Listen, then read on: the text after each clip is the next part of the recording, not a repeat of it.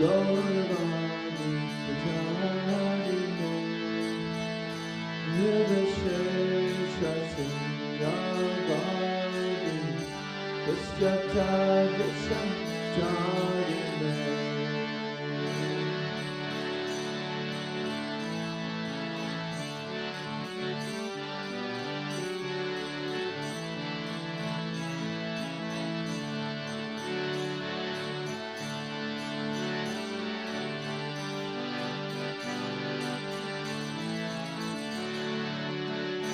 Namaste, Saraswati Devi, Gauravani Pujari Nirvishesha Sinyavadi Visyata Vishamcharine.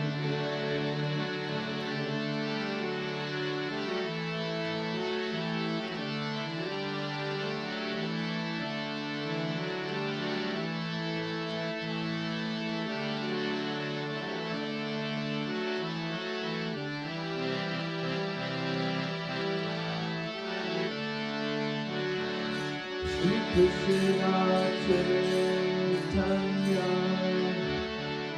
Gauritananda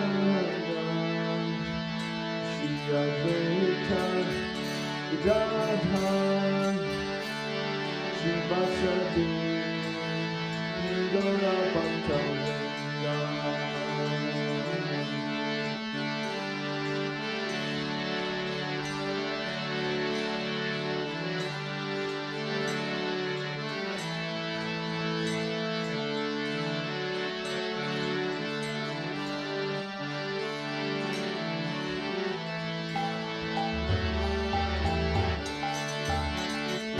Jai Shri Krishna Chaitanya Prabhu Nityananda Shri Advaita Gadadhar Shivasati Gaurabhakta.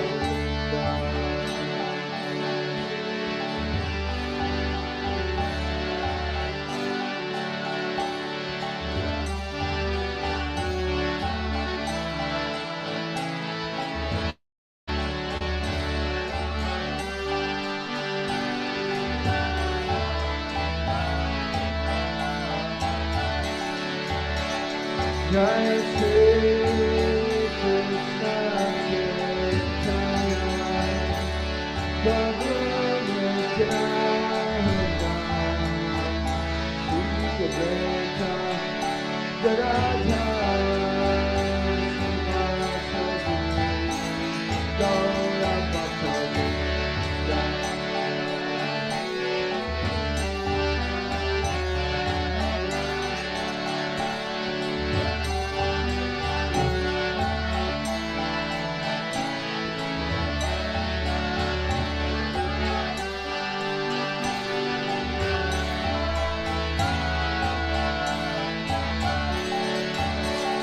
Jai Shri Krishna Chaitanya Prabhu Nityananda Shri Advaita Gadadhar Shivasati Gaurabhakta.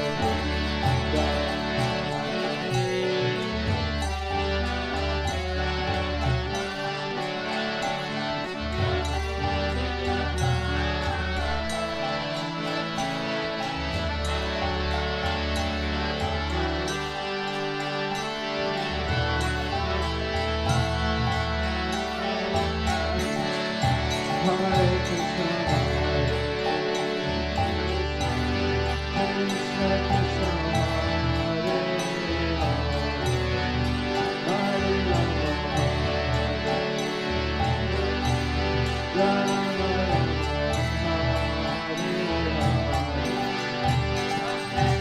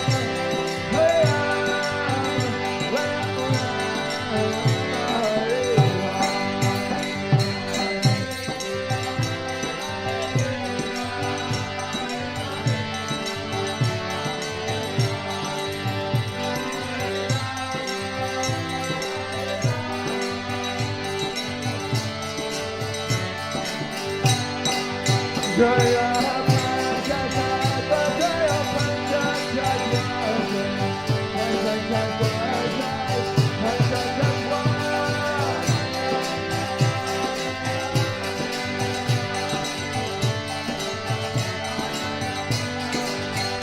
Jaya Panchatattva, Jaya Panchatattva, Panchatattva,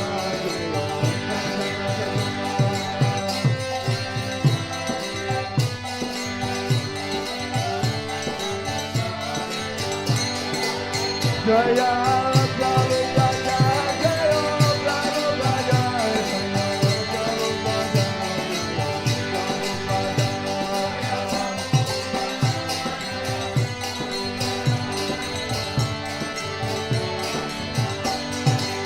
Jaya Prabhupada, Jaya Prabhupada,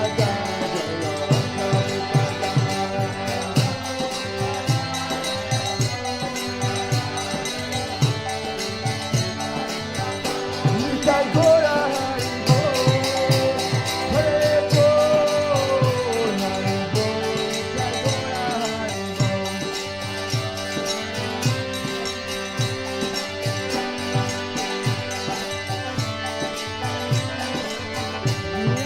Gora Hari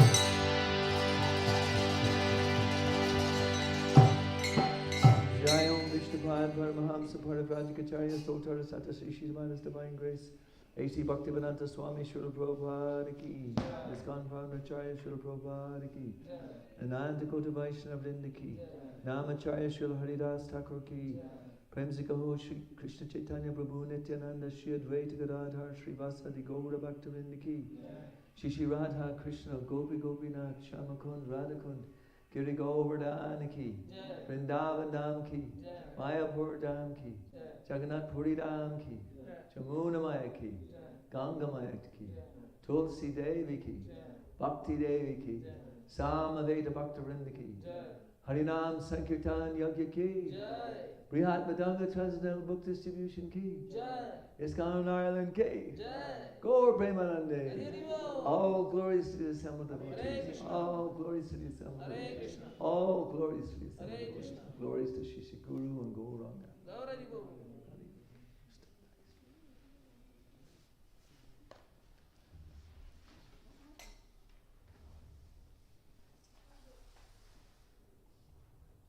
Om Namo Bhagavate Vasudevaya.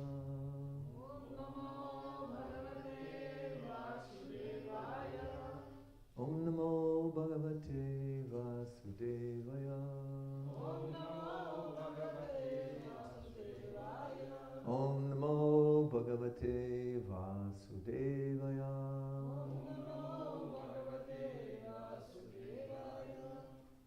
Reading from the Srimad Bhagavad Gita, chapter 2, text number 39. This is the contents of the Gita summarized.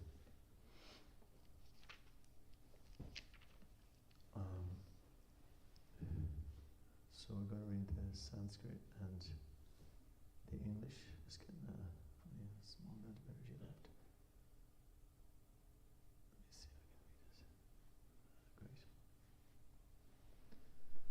Esha tabihita sankhe buddhir yoge tvamam shrinu buddhaya yuktaya partha karma bandham prahasyasi. Maybe you'll say it together. Esha ti buddhita sankhe buddhir yoga tvamam shrinu buddhya yukto yaya partha kama bandham prabhayasi.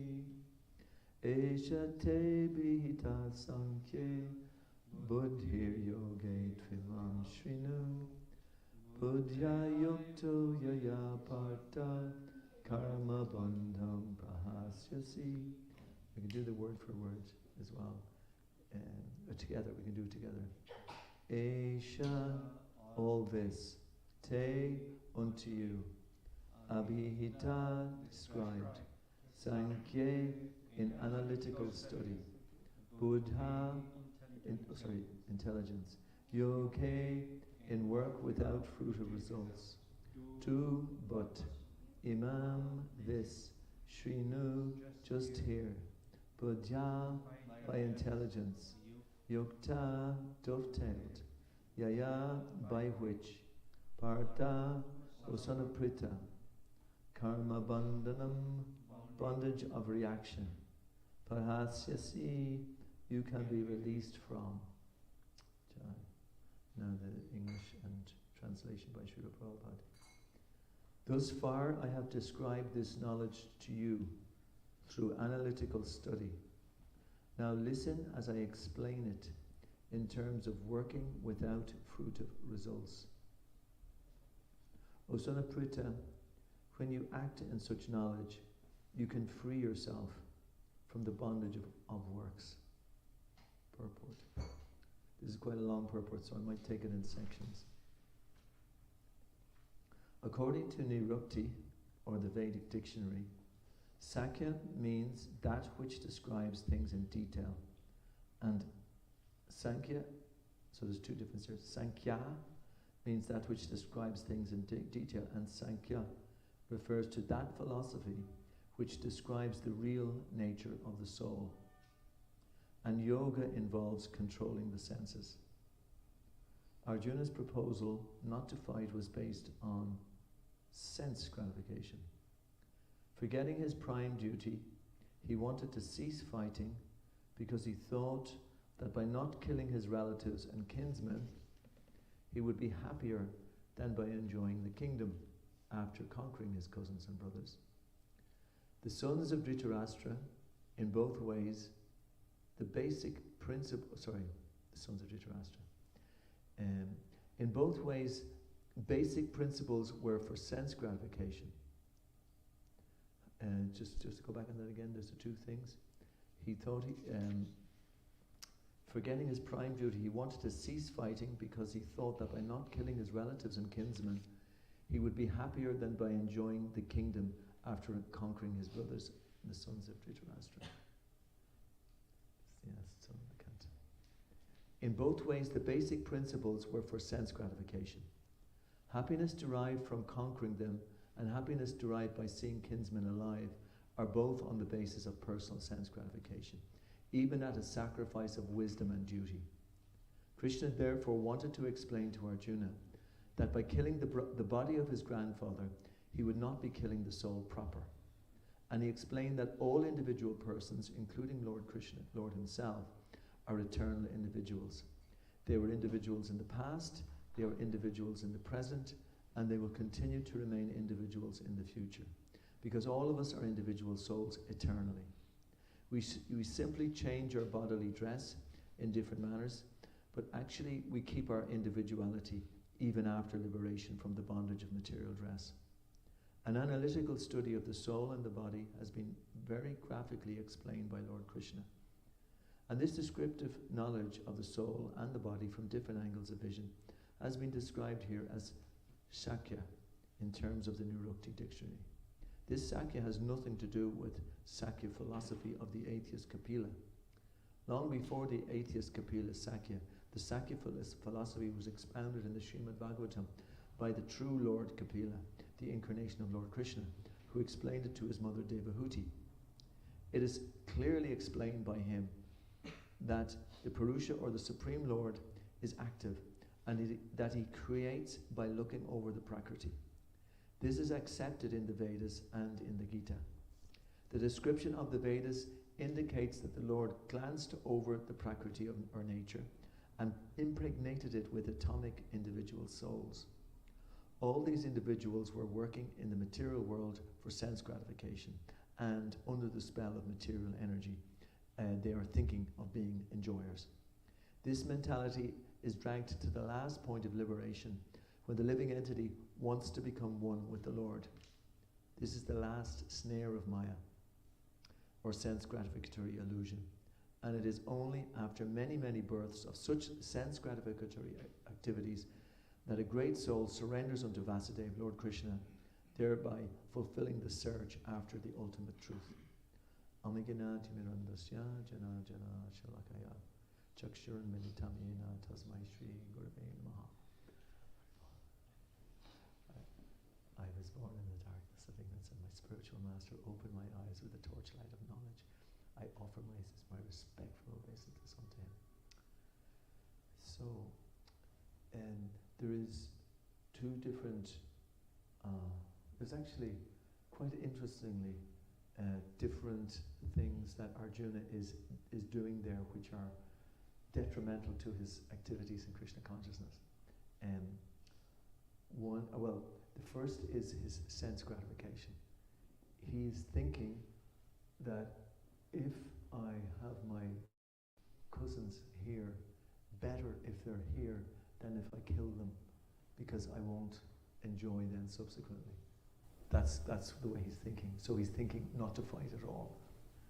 And then he thinks that if he does kill them, he's going to be very unhappy afterwards. They're the two things that he's actually thinking. So Arjuna is kind of covered in this situation. He's his real, which Krishna and Prabhupada is explaining here, goal is sense gratification. This is what he's exhibiting. But it's quite interesting how that actual sense gratification is, and Prabhupada goes on to explain, is the disease of all the living entities in the world. And he does it very interestingly because he talks about the Supreme looking over it's the Karnadeksha Vishnu. He's looking over the whole material world. It's called the Pradhan, and in this, it's a whole state of potential, you know. But by his glance, he's impregnating all the living entities into this material world for them to be there. And the reason that he's doing that is because these living entities have previously been in the world, basically, and they've left the world still having material desires, wanting to enjoy the sense gratification. So what Lord Vishnu does is he glances at the Pradhan and he impregnates it, and with all these living entities, so all of these living entities come out. Now, we can understand how incredibly huge that whole activity is, because if we even look at one little speck of here on this harmonium, there's potentially millions, if not trillions, of atoms there, and Krishna's in every one of them, you know. So now if we start to consider that, starting thinking of the room here, how many atoms are in this room, and we go and we say how many atoms are in Dublin, how many are in Ireland, how many are in the world, you know. And then you think of the unlimited amount of galaxies that are there, like there's unlimited galaxies, and Krishna's in every atom in all of those. That's showing how the potency of Krishna. And it also shows how vast the material world is. And so Krishna is constantly, he's doing this on a regular basis. This particular pastime, by the way, of Krishna glancing, or the pastime of the creation, it's repeated over and over and over again in the Srimad Bhagavatam as well, in many, many places. So when something is repeated like that, we can actually understand the importance of it, you know, because repetition is the mother of learning, and the teacher, when he really wants to emphasize something, he repeats something. So the natural tendency, I would say my natural lazy tendency, is not to try to exercise my mind to get into a lot of those things. And my tendency would be like to hear about the Krishna stories and, you know, the Krishna book and all these nice pastimes and Leela and whatever. But no, it is super important. And this is, everywhere. I'm even looking at the second canto at the moment, Is the Lord in the Heart. In the first chapter of the second canto, it talks about the universal form of Krishna, which is not real in one sense, but it is a form which the materialists can see in order to get some understanding of the vastness of God. And it's a way in which they can kind of grasp something about Krishna, like something like the trees are the hairs on his hands, the wild animals are on his torso. There's ways in which the whole universal form is there, so that people can actually kind of get to some grips on who God is, and how amazing and how great God is. And this is, as I said, it's repeated on many, many occasions in the Bhagavatam. So even if we're not able to completely reproduce that every time you ask a person, what is the creation? What is the creation? What is the creation? It's good if we can, but if we can't, it's good when we are studying that to enter into it and to meditate and to absorb ourselves into listening. And a lot of the times in the Bhagavatam, these are the very important aspects, because Lord Vyasadeva, when he was writing Bhagavatam, he was writing it in a trance. This is the understanding that, because he's talking about stories from millions of years. He's picking stories here, there, from everywhere basically, and he's compiling them all into the Bhagavatam, and he's seeing all these things that are happening. And Shukadeva Goswami is repeating them all, and Maharaj Parikshit is hearing it all. So when we kind of get into that kind of understanding of what actually the reality is, then a lot of the material things start to fade away, actually, and our success in life, especially at the end of life, is to the degree that we're absorbed in those spiritual subject matters, because the tendency is for the mind to be into so many different things. If you even kind of, I could give the example of chanting. Chanting, sometimes when we're chanting, we're trying to concentrate on the holy name, and the mind goes into so many different activities that can happen. Mine does anyway, I don't know if everybody else, but so the mind is constantly throwing up new stories all the time, and the time that we spend in the Bhagavatam can actually stop the mind in that scenario. There's huge possibilities. I know different people have got different things in which they can absorb themselves more. Some people just love to chant, and they just chant and chant and chant, and they love it. Other people like to hear, other people like to remember, other people like to do deity worship, become completely absorbed in sewing for the deities or making flowers for the deities. So there's all those different things that are going on. But the absorption in the Bhagavatam is very important, because it starts with hearing, and hearing Shravanam, Kirtan, and Vishnu Smaranam. And it is a way that I've personally found in which one can actually really remove oneself from the various things that are happening in the world, or whatever goes on. And it is nourishing.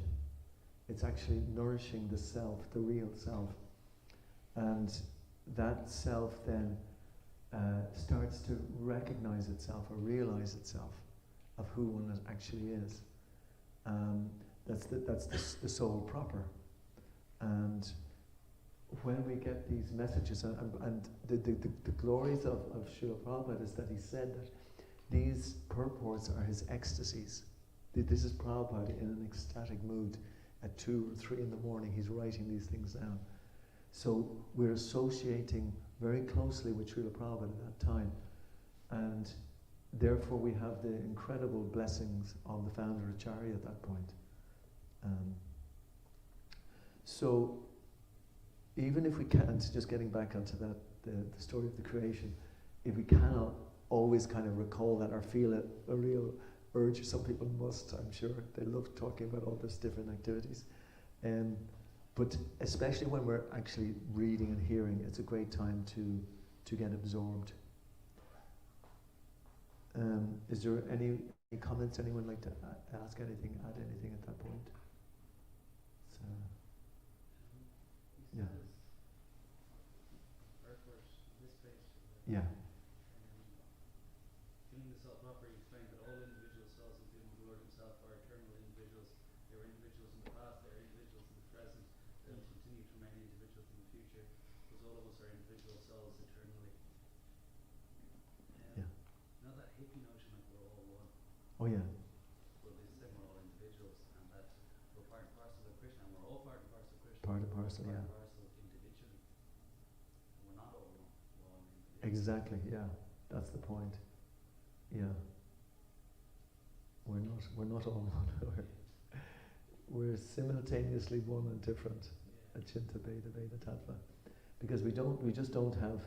Prabhupada often gave that example about the gold and the gold mine. You know, you might have a little piece of gold in a ring, and then when you compare it to the massive gold mine, which is so much more potent and so on, he gives that example, like as this is a difference, you know, the one with the different. Or the sun and the sunshine. You know, there's all the sun, all the light particles coming from the sun.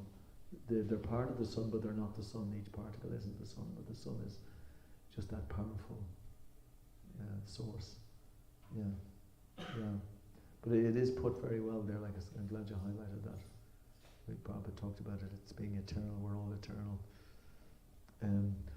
I've one question I wanted to ask from.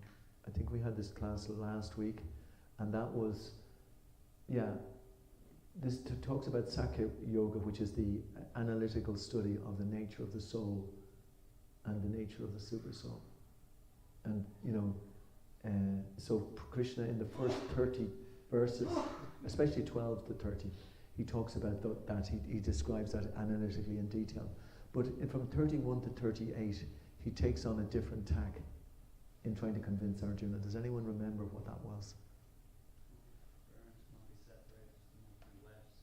No, that's 12 to 30. That is 12 to 30. So that's the first part. He takes on the idea of saying that that if you retreat from battle, that you will be labelled as a coward. So he, gives him this whole presentation as a warrior. Yeah. Which is really speaking to his sense of duty. Yeah. That his duty is to be a warrior, and if he walks away from the battlefield, he's going to be. Yeah. Everybody will say he's just a coward. Yeah, yeah, so that's he's it. Playing on him. Yeah. That's a really nice. That's a really nice section where Krishna does that, and it's interesting because he even says that, the other generals, you think you're going away just because. You're because you don't want to kill them and you're being very moral, but they're going to think that you're just going away because you're afraid. Exactly. It's just so it's really good psychology Krishna's using on Arjuna. Yeah. And Krishna also mentions that if you're not going to kill them, then eventually they are going to get killed. Yeah. By in the form of death as me. Yeah. And but the thing will be like if you are not going to do as like a devotee of mine, then eventually someone else will, or eventually I will be. Where in the Bhagavad Gita does it say? I know he says that's definitely true, and where does Krishna say that, or does Prabhupada say that? Do you know, or that particular place where he says that? It's Krishna says it because they're already killed. Yeah. Forget now. Whereabouts is that? Do you know which verse that is? Maybe you could. Oh, or if we don't, we'll get it for the next time anyway. Okay. They're already put to death by my will, even if you don't. When Krishna shows that time, yeah, that's right. Oh, that's definitely what he demonstrates it because Arjuna can see them all rushing into the mouths. Right. Yeah. So it might be around that time as well. Yeah, okay. That's good. Yeah. Very good. And just back onto that point about we're all one, and it's very interesting because that's the last snare of Maya, and it's funny the way, because the disease is clearly presented here. that we're all trying to enjoy our senses separately from Krishna. But yet, Bhaktaram Yagatapasham Sarvaloka Maheshwaram, Krishna is the supreme enjoyer, the supreme controller, and the friend. So it is a complete aberration, when we think like that. But yet, that is the state of everybody in this world. That is the prime disease of everybody. And then he goes on to say that the ultimate disease is to consider we're one with God, because I'm trying everything else, but maybe I am God, Yeah. And it is incredible that the self can actually, like we've already described how vast the world is, and yet the ego is trying to, it's like the frog, he's trying to blow himself up and he bursts. But that's the other point I think is really relevant there. Okay, so I'll just continue in the next part. So we're there. Arjuna has already accepted Krishna as a spiritual master by surrendering himself unto him. Shishyaste sadi mam tvam prapanam. Consequently, Krishna will now tell him about the working process in Buddha Yoga or Karma Yoga, or in other words, the practice of devotional service only for the sense gratification of the Lord. So, that's big. This Buddha Yoga is clearly explained in chapter 10, verse 10, as being direct communion with the Lord, Tesham Satata Yuktanam, who is sitting as Paramatma as in everyone's heart. But such communion does not take place without devotional service.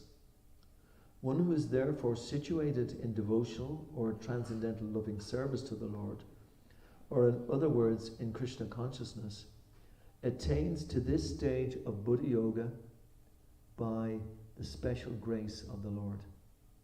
The Lord says, therefore, that only to those who are always engaged in devotional service out of transcendental love does he award the pure knowledge of devotion in love. In that way, the devotee can reach him easily in the ever blissful kingdom of God. So that seems quite easy, doesn't it? I mean, we just have to, serve God and that's it, So why don't we do it? Can anyone say why we don't do it? Because of our conditionings and Conditioning, yeah, that's from karma from previously, yeah. Right. Yeah. And the desire is yet not pure enough. It's not strong enough, yeah. Strong enough and pure enough. Pure enough, Basically, yeah. It's like a mixed devotional service. Yeah, that's right. So that's why it's getting time. We are taking time. It takes time for it to happen, yeah. Yeah, very good. Yeah. Is anything else? You were just quoting verse 10:10. Yes. Yeah. Which is like one of those amazing verses. It is. Have you got it open there? Tesham Satata. Yeah. I have it here. To those who are constantly devoted to serving me with love, I give the understanding of which they can come to me. Yeah. Yeah. Which is really totally mystical, really, isn't it? Yeah. Yeah.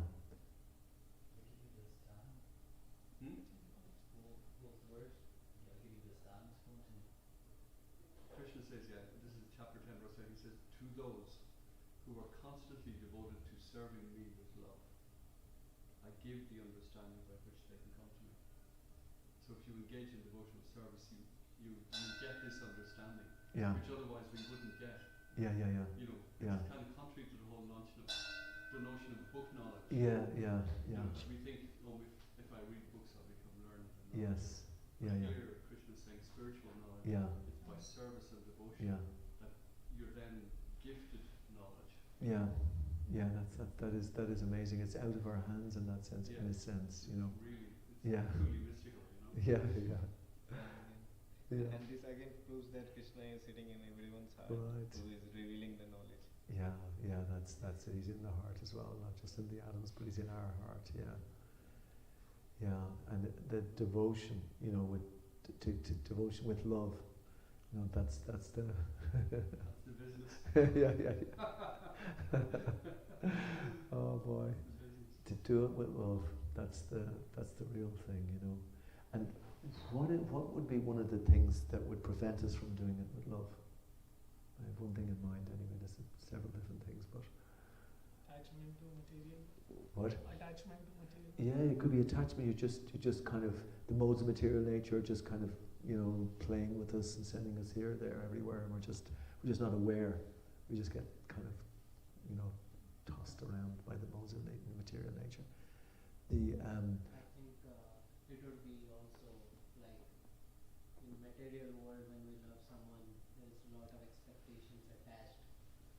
But when Krishna is speaking about like true love, like no expectations, just wow, yeah, love me and have like no expectations or yeah, anything like that, like surrender completely.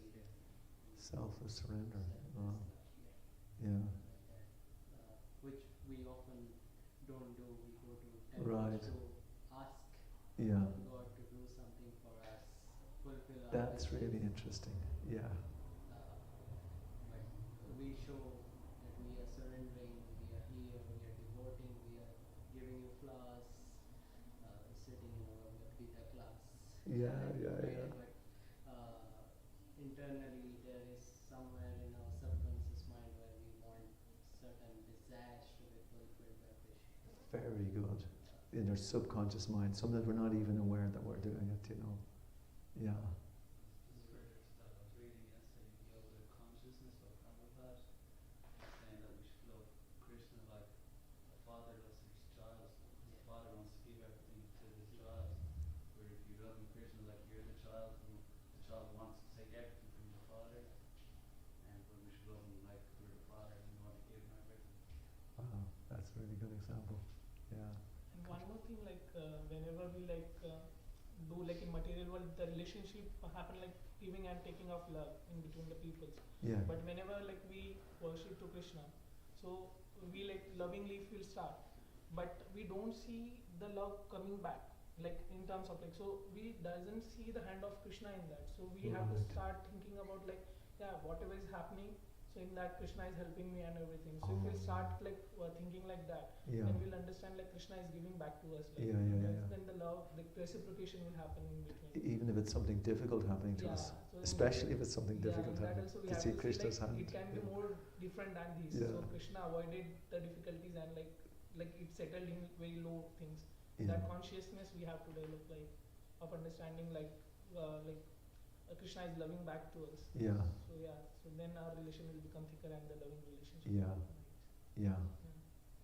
Yeah. I've one other thing. They're all very, very good things. You know, I really like that. You know, that we do have that motivation. Therefore, we can't see. We're kind of not going with love, and it's not the father. It's like this child still looking for something. I want. There's another one as well. Does anyone ever anything else?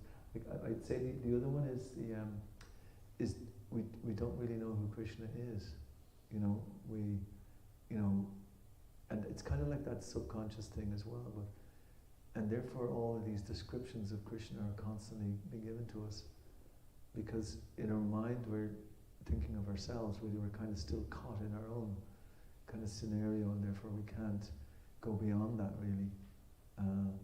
But so that's why we hear so many descriptions of Krishna, and I find that really helps that situation. It's something that I get caught in quite a lot. That I'm forgetting Krishna, because I'm forgetting because I don't know who he is really. You know, if I knew Krishna, or if I actually knew Krishna, I'd be constantly Krishna conscious. But that also gets back to the importance of even these kind of discussions that we have. If we're doing something else during the day and we're forgetting Krishna, this is why we must have these discussions, because it helps us then be in this state that we understand that Krishna is there, and we hear from the devotees, and Krishna speaking through the devotees. And if we remember Krishna, we remember how amazing Krishna actually is.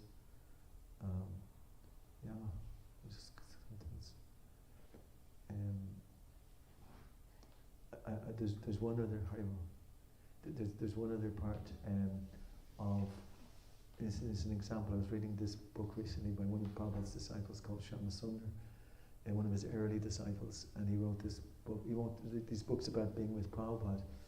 And one of the things that he described was that, because he was getting the temple ready for the installation of Shishi Radha Gokulananda in London, and he was just working non-stop, and the devotees were saying, this devotee, Prabhupada is, because he was a senior devotee, says he's not following like he should be following, and Prabhupada being super merciful. He sort of said, was Arjuna chanting on the battlefield? He gave it as an example of somebody who was just absorbed, but we can't take advantage of that. That was just the way Prabhupada was saying it. But at the same time, we are on our own kind of battlefields as well, in our own things. So if we prepare ourselves really strongly in Krishna consciousness, then whatever we're doing, if our sadhana is good, then that is also, in that sense, service to Krishna. We may not always be in that consciousness, but it's important to try to be in that consciousness, because unless we're kind of like sadhus who are staying in the mountains and only thinking of Krishna all the time and constantly reading and whatever, not that we could do that exactly, but that then we're going to be doing what we've to do in the world. But if we are very strongly Krishna consciousized, if there's such a word, then we would actually be able to do those activities in service to Krishna as well. So, yeah. Gaura, do you have anything on that? Because we've been in the world as well, trying to do so many different things. What's your experience there? What's that? What's your experience in that? In the material world, like working, but at the same time, of course, doing it as a service for I Krishna. mean, like working in the world, you can be just terribly absorbed. Yes. Because your work is so intense in various ways, and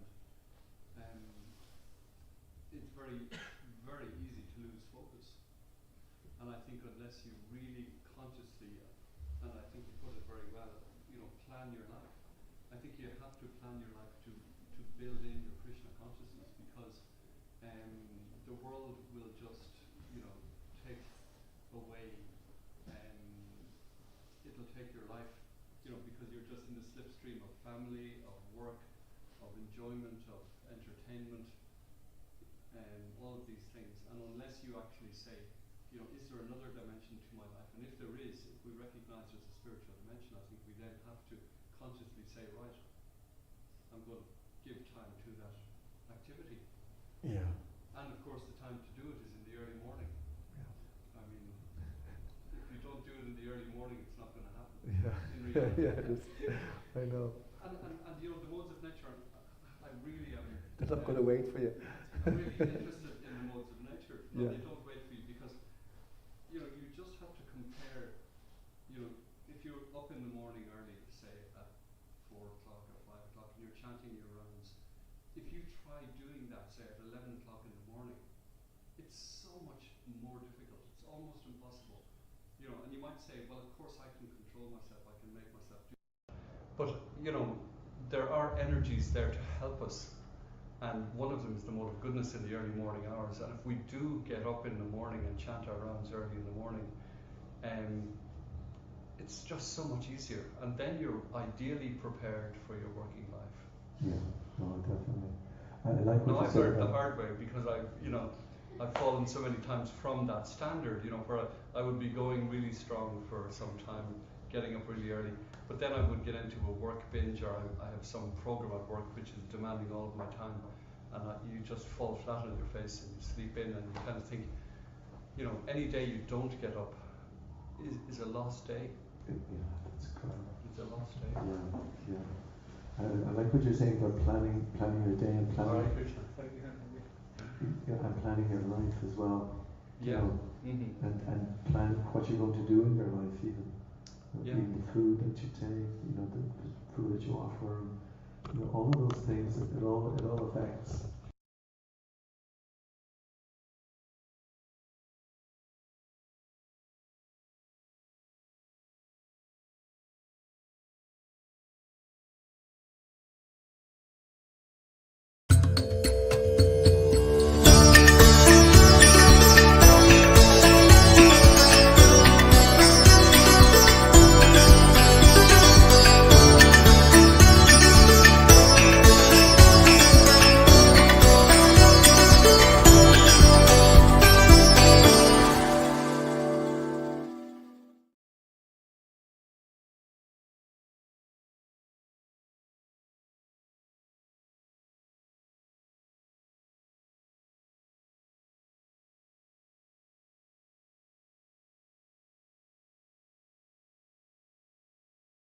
Krishna, of course I'm not doing anything wrong. That is not allowed, of course. You are not killing an animal and saying I'm dedicated to Krishna. But what I think on the essence of Krishna consciousness is, as you mentioned, is like if you start devoting everything, starting from stepping on a Lewis, devote everything as actions of Krishna. From my experience, you will start to sense his actions in everything you do. Like from my experience, might seem a bit delusional, but in my experience, if you start doing that, you will start seeing that even the forces of nature fall in place. Things start falling in place if you don't think about, if you don't plan anything, and life throws different things, material worlds can throw different things. You will start seeing, like if you start being really conscious of existence of Krishna, you will start seeing that everything is happening according to his plan, and you are just undisturbed by anything that is happening around you, because for some reason everything is starting to fall in place, no matter how difficult the day has been. And I think that really is kind of a sense of Krishna consciousness, of seeing Krishna in everything and everywhere, in every action.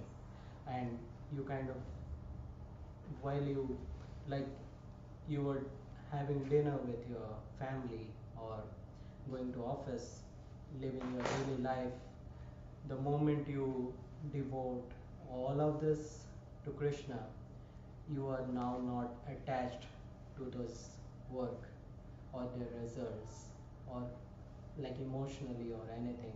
You have just detached yourself from all the Maya, like all the material things. That really helps you come out of it and kind of see it just happening around me, but I'm part of Krishna, so I'm not disturbed by any of it. Like good or bad doesn't affect me, because I am surrendered to Krishna. So even if Arjuna was not chanting Krishna's name, like Krishna said that you don't want to fight, but devote your actions to me and just forget what the results will be, because I will take care of the results. You just detach yourself from the war, so that your moral, you feel morally correct. Yeah, I didn't do anything. I was just a weapon in Krishna's plan. An instrument, So, you Savya Sati, just an instrument in the light. so kind of that helps. No, that's very, very clear. Well, that's very good. I just want to check the time, so I'm going to continue on, because there's going to do the 2 verses. Thus, the Buddha Yoga mentioned in this verse is the devotional service of the Lord, and the word Sakya mentioned here has nothing to do with the atheistic Sakya Yoga enunciated by the impostor Kapila. One should not therefore misunderstand that the Sakya Yoga mentioned herein has any connection with the atheistic Sakya. Nor did that philosophy have any influence during that time. Nor would Lord Krishna care to mention such godless philosophical speculations.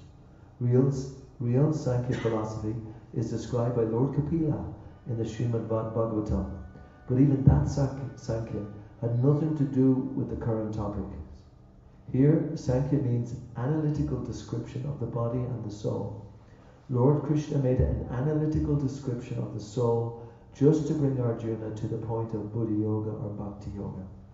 Therefore, Lord Krishna's Sankhya Yoga and Lord Kapila's Sankhya Yoga, as described in the Bhagavatam, are one and the same. They are all Bhakti Yoga. Lord Krishna said, therefore, that only the less intelligent class of men make a distinction between Sankhya Yoga and Bhakti Yoga. Sankhya Yoga, Pritak Bala, Pravadanti Na Panditaha. Of course, atheistic Sankhya philosophy has nothing to do with Bhakti Yoga, yet the unintelligent claim that the atheistic Sankhya Yoga is referred to in the Bhagavad Gita. It is not. One should therefore understand that Buddha Yoga means to work in Krishna consciousness in the full bliss and knowledge of devotional service. One who works for the satisfaction of the Lord only, however difficult such work may be, is working under the principles of Buddha Yoga and finds himself always in transcendental bliss. By such transcendental engagement, one achieves all transcendental understanding automatically by the grace of the Lord, and thus his liberation is complete in itself, without his making extraneous endeavours to acquire knowledge. There is much difference between work in Krishna consciousness and work for fruitive results, especially in the matter of sense gratification for achieving results in the term of family or material happiness. Buddha Yoga is therefore the transcendental quality of the work that we perform. I'll just make one quick point to that.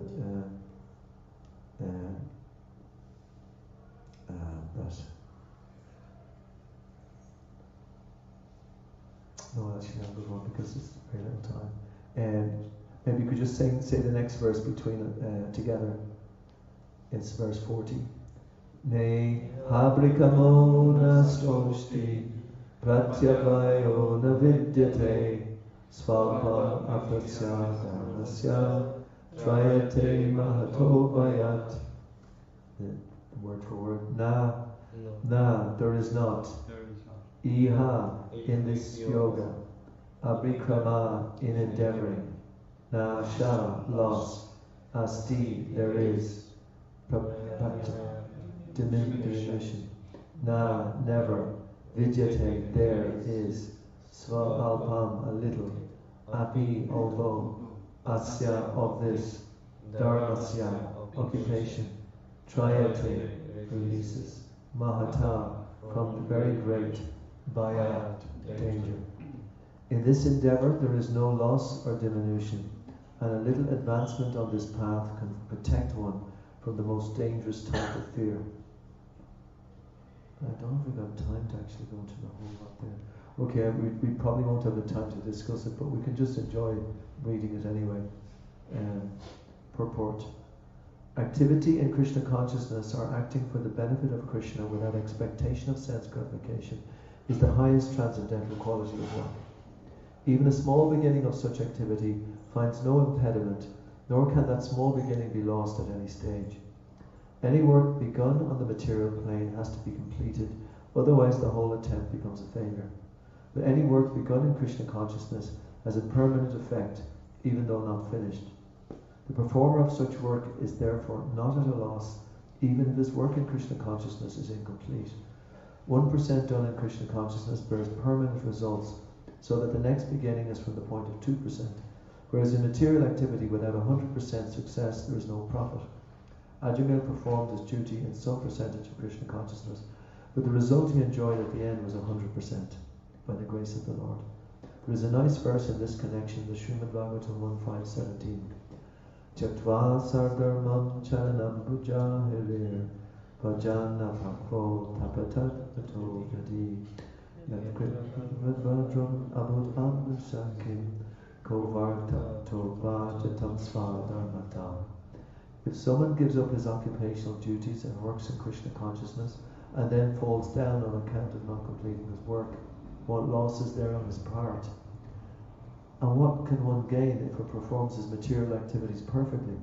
Or as the Christians say, what profit a man if he gain the whole world, yet suffers the loss of his eternal soul? Material activities and their results end with the body, but work in Krishna consciousness carries a person again to Krishna consciousness even after the loss of the body. At least one is sure to have a chance in the next life of being born again as a human being, either in the family of a great cultured Brahmin or in a rich aristocratic family that will give one a further chance for elevation. That is the unique quality of work done in Krishna consciousness. So Prabhupada, I find that Prabhupada is always very positive about the activities in Krishna consciousness. But at the same time, he's also, he does allow that we may not always get there at the one time. Prabhupada is encouraging like anything, but he says there, and he opens it up for everybody.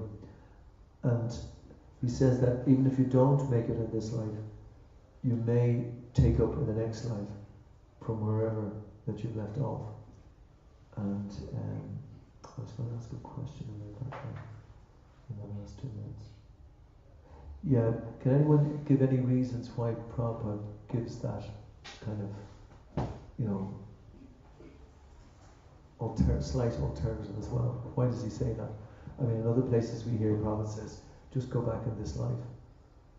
Why do you think that he would say that? Give that? What? Keep us motivated even though we are not that's very good. That's a positive, response to that. Yeah, and that's very good. I've often heard that said. Actually, some devotee says that if it's so powerful that you can actually go back in this lifetime, then completely go for it. Don't wait. Just do everything this time. Don't even wait if you can go back in this lifetime. Why would you want to hang around here? So yeah, it keeps us motivated. But it's still at the same time it kind of slightly opens the door, saying that and if you don't, or maybe he's only talking from everybody else. He's not talking from me at all here, because I'm one of the ones who's gone back in this lifetime. Why do you think that he says that? Why do you think? So on one level, like the higher devotees who think about like this. So like if you can see Prahlad Maharaj example. So the devotees doesn't want to go back to Godhead because they want to serve Lord. Wow, that's even higher still. Yeah, so basically Prabhupada is one terms he knows if he'll stay also here in the material world, then also he'll try to serve Krishna in some other way. That wasn't the answer I was thinking of. That's way ahead of the answer I was thinking of. Yeah, that's really good. That a devotee wants to, doesn't matter whatever the circumstances, I'm going to come back because I want to just give Krishna consciousness to everybody until everybody goes back to God. I wasn't actually thinking on that. Just saying maybe that you're halfway there. Keep going. Yeah, that's the motivation angle as well. God, you guys are way more advanced than me. Another thing is we know that how much we have done kind of, you can say, sinful activities, or we are indulging all the desire we have. Yeah. So we, out of humility, we think that it's not possible in this life. Out of humility and more. Well, that's close to what I was thinking of, because I was thinking of that the way Prabhupada says it, because Prabhupada is always so positive all the time, but he says it in the sense that it's not necessarily easy. We don't kind of say that it's automatic. Okay, I just learned this off and I'll do this. And it's coming from also the point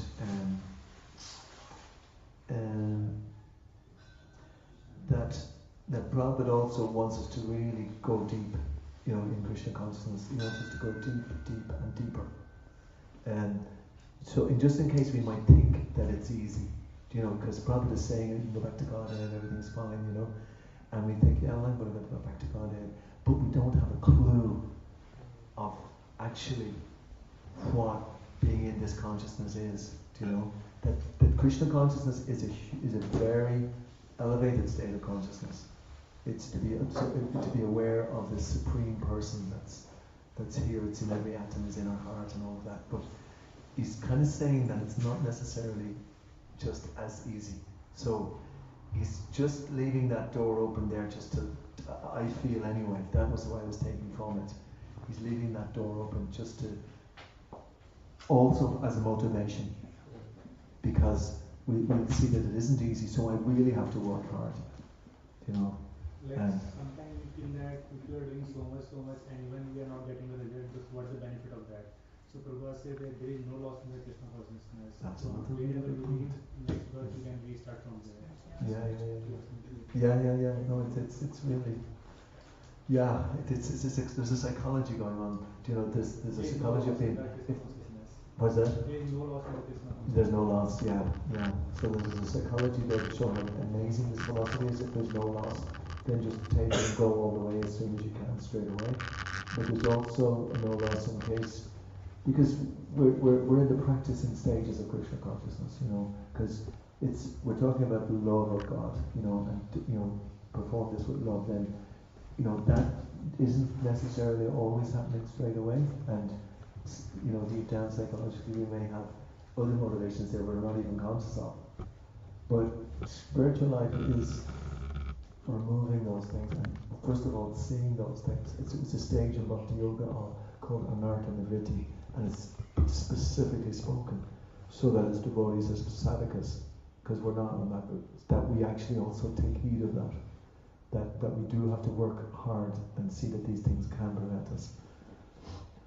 Okay, I better stop there because our next program has begun at 7 o'clock, which is, we're going to do the Damodarastaam. Yeah. And RT as well?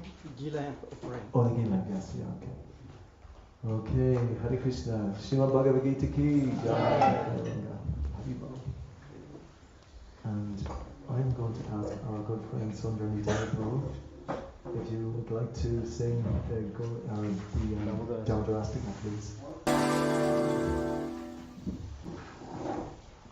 It's not on schedule.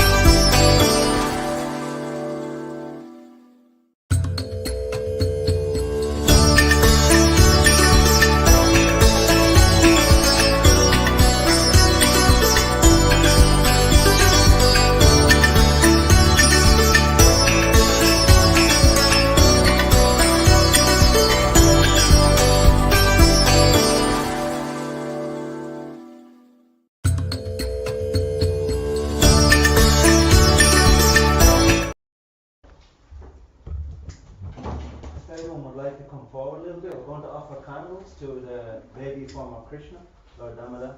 You can knock off that light back there as well. You can knock that. Yeah. I'll give him a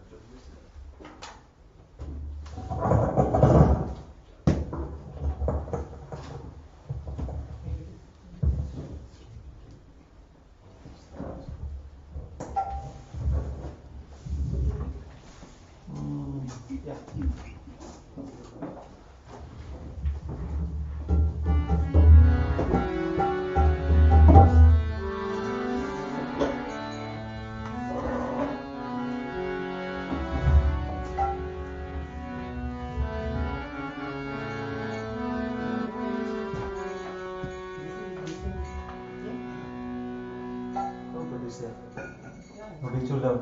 Yeah.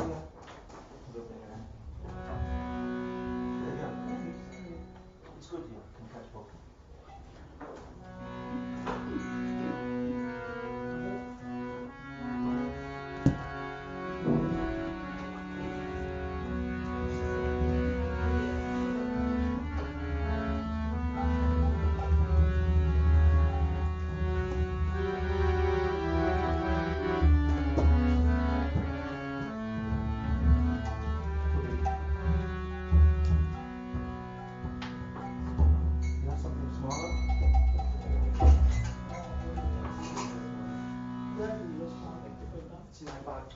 He is small guys out there. This is like for making the road.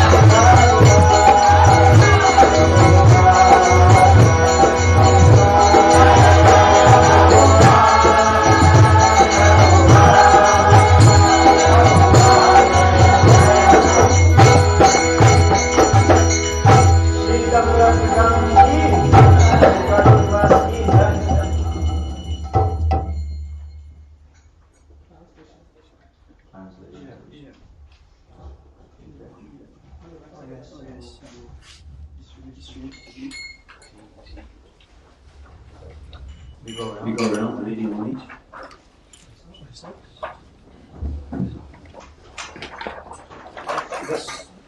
Shri Damodarastaam ki. The Supreme Lord, whose form is the embodiment of eternal existence, knowledge, and bliss, whose short-shaped earrings and swinging to and fro, who is beautifully shining in the divine realm of Gokula, who I, due to the offense of breaking the pot of yogurt that his mother was churning into butter and then stealing the butter that was kept hanging from string, is quickly running from the wooden grinding motor in fear of Mother Yashoda, but who has been caught from behind by her who ran after him with greater speed to that Supreme Lord, Sri Damodara, I offer my humble obeisances. Seeing the whipping stick in his mother's hand, he is crying with his eyes again and again with his two lotus hands. His eyes are filled with fear, and the necklace of pearls around his neck, which is marked with 3 lines like a conch shell, is shaking because of his quick breathing due to crying. To this Supreme Lord, Sri Damodar, whose belly is bound not with ropes, but with his mother's pure love, I offer my humble obeisances. By such childhood pastimes, as this is drowning the inhabitants of Gokula in pools of ecstasy, and is revealing to those devotees who are absorbed in knowledge of his supreme majesty and opulence, that he is only conquered by devotees whose pure love is imbued with intimacy and is free from all conceptions of awe and reverence. With great love, I again offer my humble obeisances to Lord Damodara hundreds and hundreds of times.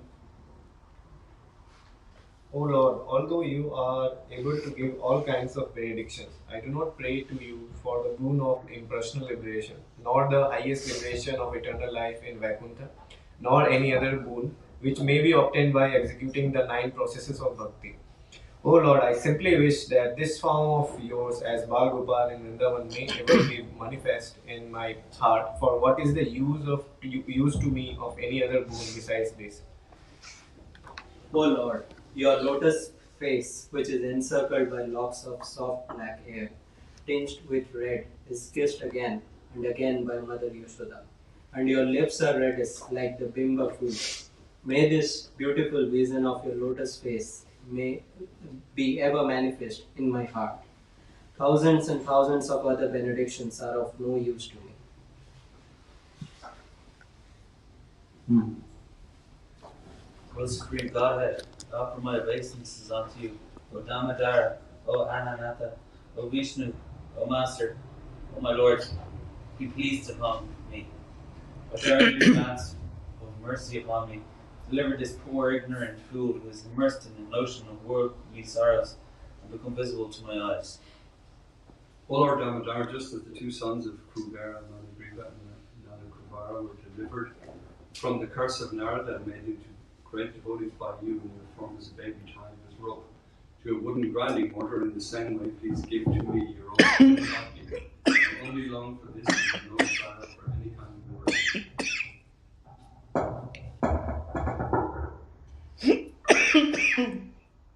O Lord Damodara, I first of all offer my obeisances to the brilliantly effulgent robe which binds your belly. I then offer my obeisances to your belly, which is the abode of the entire universe. I humbly bow down to your most beloved Srimati Radharani, and I offer all obeisances to you, the Supreme Lord, who displays unlimited pastimes.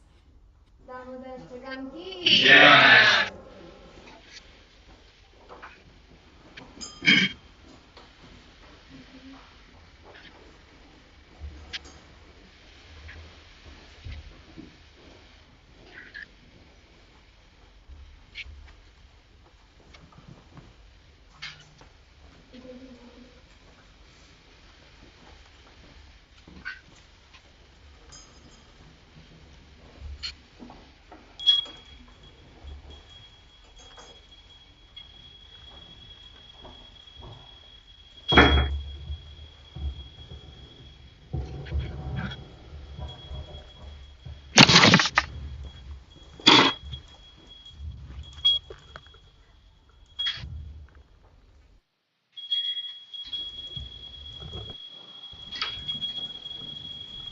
Krishna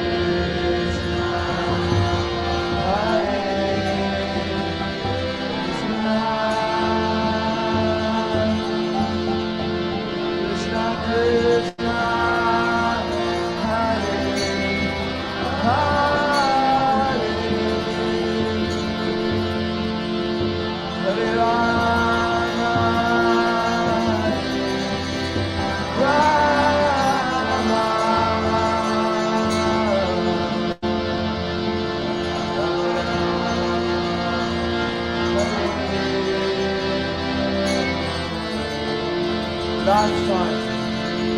Hare Krishna, Hare Krishna, Krishna Krishna, Hare Hare,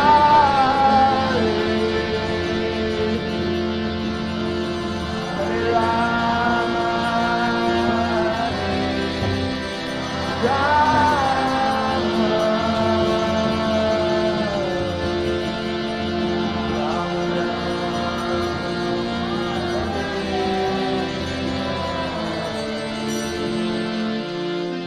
Jaya Pancha Tattva, Jaya Pancha Tattva, Jaya Pancha Tattva,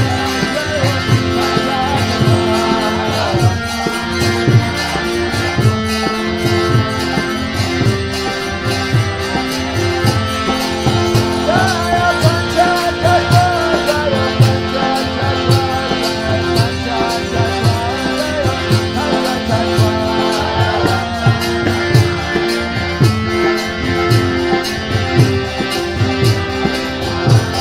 Jaya Pancha